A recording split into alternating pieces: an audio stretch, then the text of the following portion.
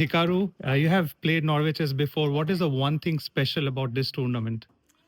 Yeah, so I think as far as this tournament goes, the fact that you have this very unique format with sort of the faster classical game and then the tiebreaker if the draw is really different. I think that also introduces imbalance. You have a lot of situations where towards the end of the tournament, some players have to be more aggressive and take more risks. So I think that makes it very special.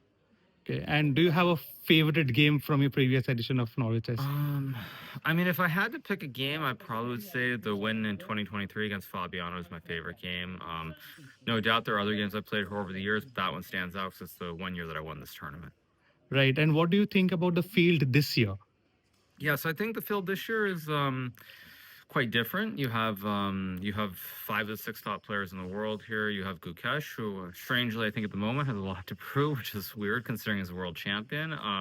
You have Magnus, where you don't really know kind of like where he's at with classical chess these days. You have myself, Fabiano, and then Arjun. I think for Arjun also, it's maybe it's not the first super tournament he's played, but I can't really think of many where he's played in. So also I think for him it should be a big opportunity, and it's going to be a good event. What are your expectations from this tournament? Yeah, so I mean, I don't really have expectations per se. I think the goal for me is just to play well. I don't really go into tournaments expecting to win them or anything like that these days.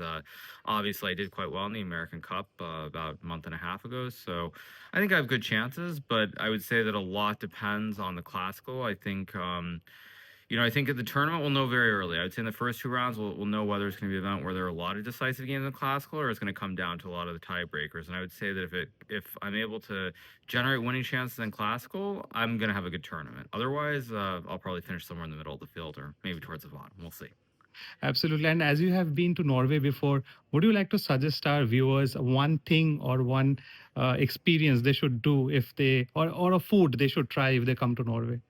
I mean, I think the biggest thing is to go to the Pulpit Rock here or it's not right here in Stavanger, but that's probably the one thing that I would recommend. It's something quite different. It's outdoorsy. It's nature. You go see this big rock. I mean, if you're really, really creative, you could probably do base jumping or insane stuff like that. But I think just the fjords, the water, and the nature it's really nice. And that doesn't just apply here to Stavanger. I think for all of Norway, it's like that. So, it's somewhere that I know, and it's good if you get outside and you get away from technology. Amazing. Thank you. Thank you, Hikaru, for sharing your wonderful answers and all the very best for Norway Chess 2025. Thank you.